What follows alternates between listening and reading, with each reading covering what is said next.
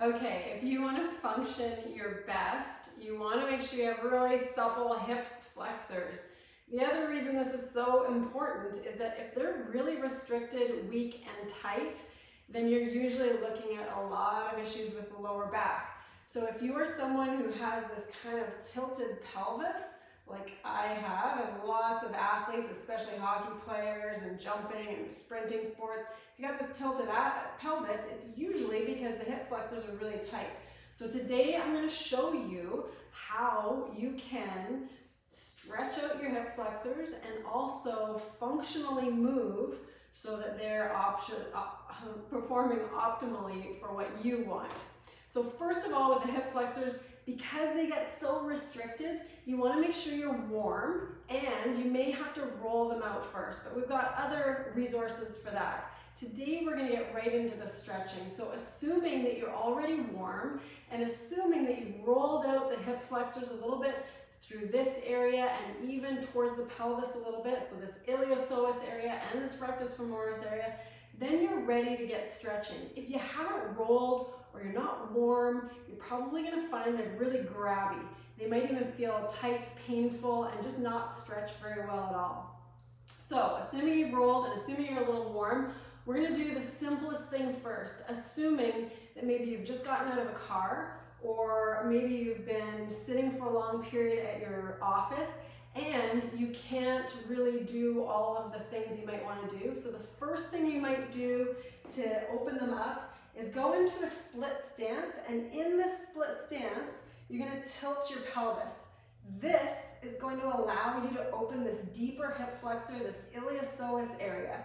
If you don't do this pelvis tilt and you go down into your stretch, you might feel a little in your quad or towards your hip flexor, but you're not quite getting to the area that can be really causing problems for your lower back. So when you go into the split stance, tilt the pelvis and then sink down.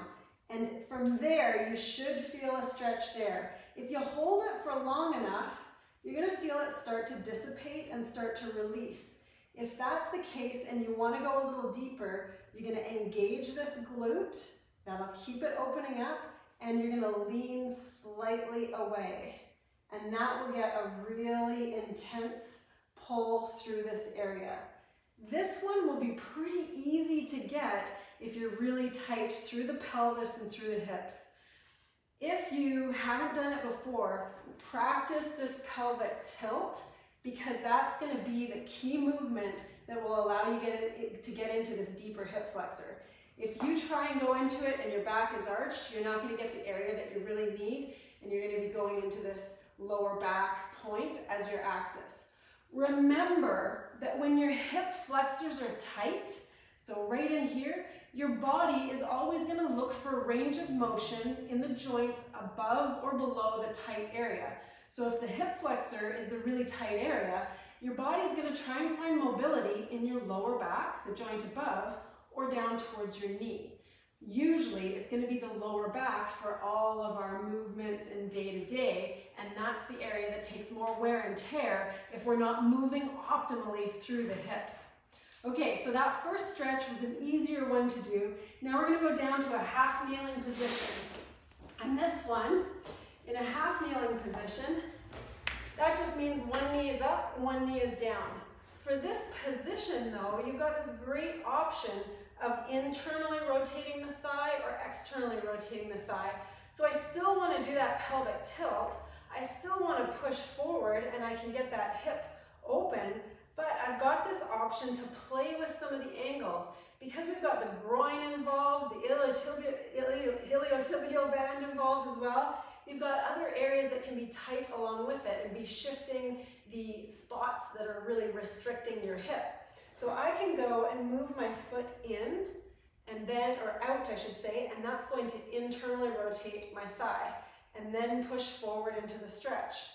Or if you find that that's not the tightest area for you, you can put your foot in and your thigh is externally rotated and push forward from there.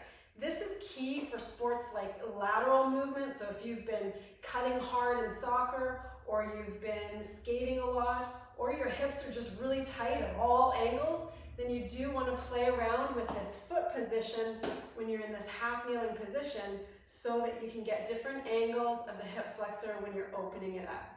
So that's going to be a key one, and that's why this one ends up being really useful. Next, we're going to go into a more advanced stretch for a 2-joint hip flexor stretch. So here, we've got this hip flexor crosses not only the hip, but also the knee. That's our rectus femoris. But the one that's in here a little deeper, this iliopsoas, attaches to the spine, and so it's really important to have the pelvis stable, like we've been doing that pelvic tilt, holding that position, but we can also get into this rectus femoris when we add another joint into the stretch by doing a 2-joint hip flexor stretch. And this one is just going from, it's a quad and hip flexor stretch, and we just use a bench, use a couch, use a chair, whatever you've got, keeping this pelvis again stabilized so you're not arching your back. If you're going from here, you're not going to get this zone of the hip flexor. So you want to hold this neutral position, stomach stays on, push the hip forward, and you can get both the quad and where it crosses the hip and the deeper hip flexor in the iliopsoas. So this one ends up being a really key stretch. This is one that can be done on the day-to-day for maintenance and will be really helpful to keep the quad and the hip staying open, since this ends up being a really easy area to get tight. Now I'm going to show you one more hip flexor stretch. It's a little more advanced, but so amazing when you haven't been able to get some deeper success. So say you've rolled, you're warm, you've done some stretches, then what you're going to do is you're going to put a band around your hip way up high, like right under the glute, right at the joint of the hip. And when you do this, you're going to back up so you've got some good tension on this band, and then go into that stretch, that half kneeling position, go into that half kneeling hip flexor stretch from here. Now all I'm doing is this is pulling or translating this femur forward a little bit, which is going to help open this deep hip flexor a little bit more than you'll be able to get when you're in your position without the band pulling. It also enables you to hold your pelvis a little more and lean back while leaning away to get a deeper pull through that hip flexor, a gentle, more intense stretch. So we really want to get this area open.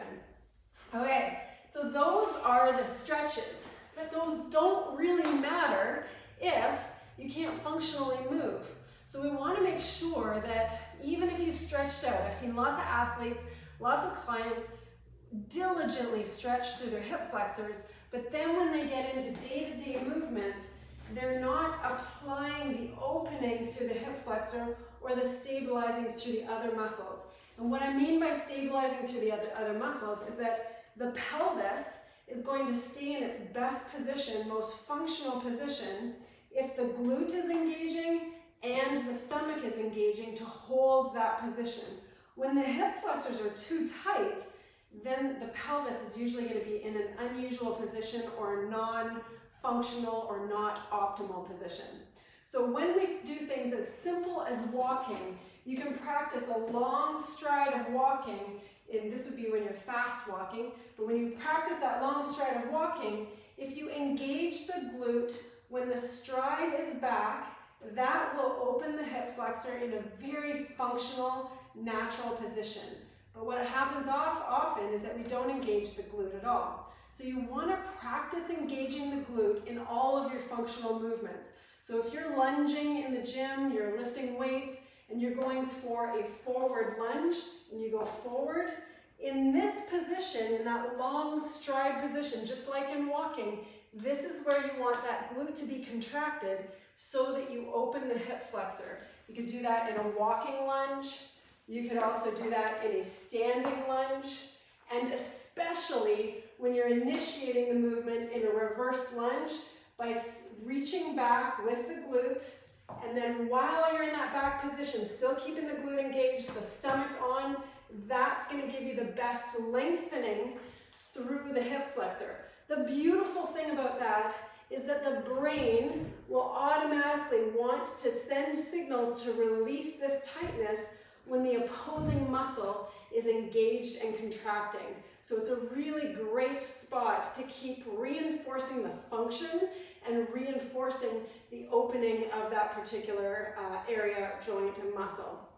So the next thing for functional movements is going to be a squat movement. So keeping the glutes engaged, the stomach on, and finishing the squat movement. So many people stop their squat somewhere around here, and they haven't finished the last few degrees of the squat. And that last few degrees is critical because it opens the hip flexors and engages the glute. And there's this coupling of the sequence of these two movements that's amazing for keeping the function and the performance, everything that you want to do. Lastly, we're going to look at the step up. Here, if you're doing something like a step up just in day-to-day life, or you're doing it as an exercise, same thing, finishing the movement here with the opening of the hip flexor, the engagement of the glute, the chest high, the stomach strong, instead of what happens most of the time, which is straightening the knee, but not finishing the movement at the hip, which is the functional way to go, and the way to get the most out of the overall hip flexor, glute, and core.